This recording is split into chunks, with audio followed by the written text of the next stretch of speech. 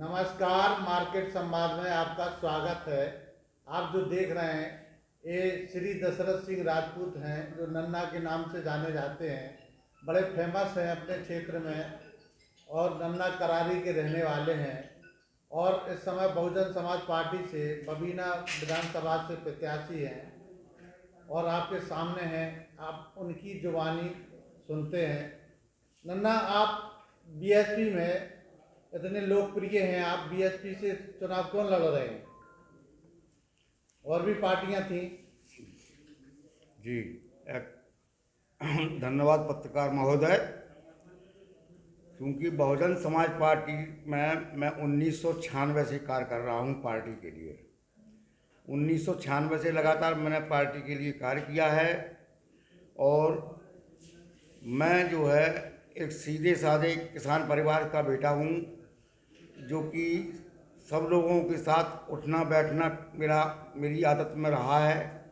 मैं प्रत्येक व्यक्ति से, चाहे वो गरीब हो चाहे बड़ा आदमी हो, मैं प्रत्येक व्यक्ति के साथ मिल जाता हूँ और उनके किसान होने के नाते मैंने उनकी जो समस्याएं देखी हैं तो उनको देखते हुए मैं अपनी छवि जो है हमेशा मैं उनके सुख दुख में साथ खड़ा रहता हूँ और उनके साथ जहाँ भी कहीं कोई समस्या होती है तो उसका निदान कराने का काम करता हूँ।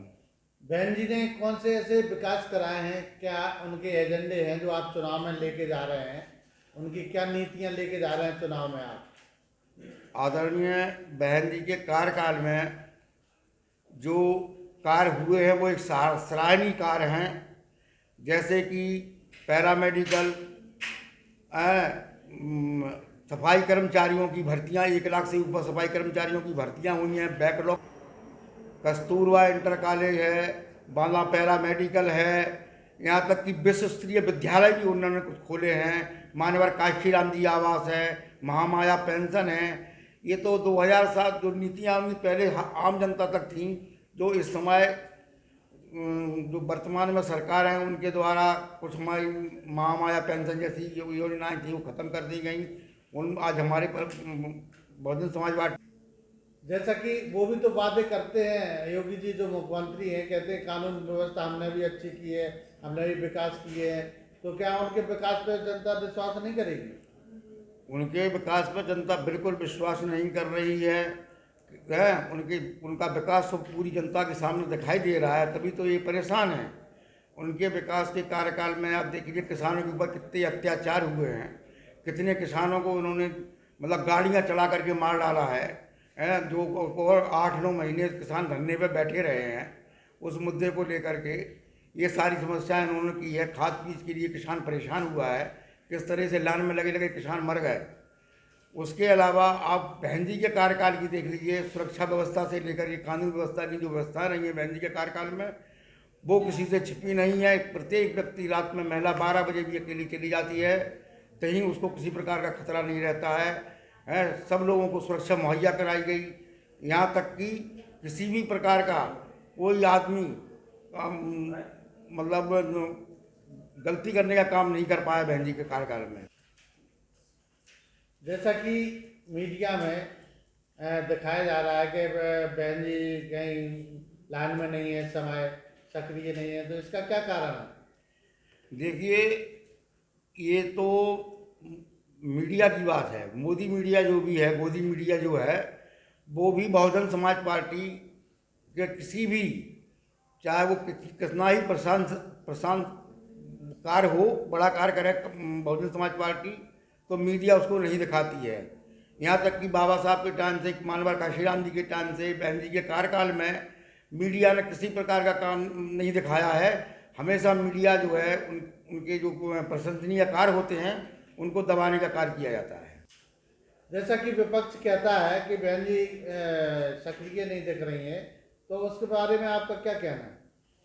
देखिए, माननीय बहन जी हमारी जो है, ये तो मीडिया कह रही है कि सक्रिय नहीं है, लेकिन बहन जी 5 बजे भी ट्विटर पर संदेश देती हैं और अपनी पूरा कार्यकाल करती हैं। पूरी विधानसभा में 402 टिकट बांटना और उनको किस प्रकार से किन लोगों को टिकट देना, कैसे व्यक्ति को टिकट देना है, इसकी पहचान करना जिससे कि आज पूरे प्रदेश में बहुजन समाज पार्टी की स्थिति बहुत मजबूत बनी हुई है। और इस बार 5 बार बहन जी मुख्यमंत्री बनेगी, ये बिल्कुल जनता हमारी पब्लिक पूरी कह रही है कि बहन जी को ही मुख्यमंत्री बनाना है।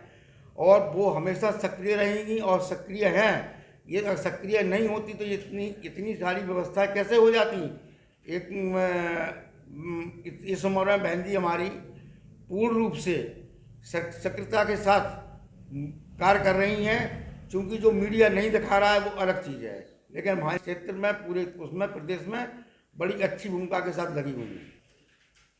जैसा कि बबीना विधानसभा की जनता अगर आपको आशीर्वाद देती है तो आप सबसे पहले अपनी विधानसभा के लिए क्या करेंगे?